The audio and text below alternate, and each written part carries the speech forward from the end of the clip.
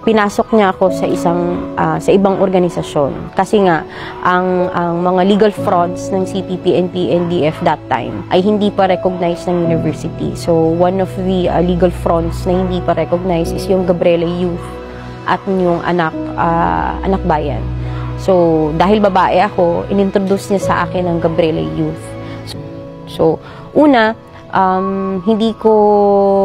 wasn't introduced about sa sino ba talaga yung nagli-lead o nag-guide rather sa Gabriela. Ang alam ko lang is ito yung organisasyon na nagdadala talaga sa kung ano talaga yung interest ng kababaihan. So ang nangyari, dahil siguro nakita nila na very active ako in terms of organizing kasi na-recognize kami ng university.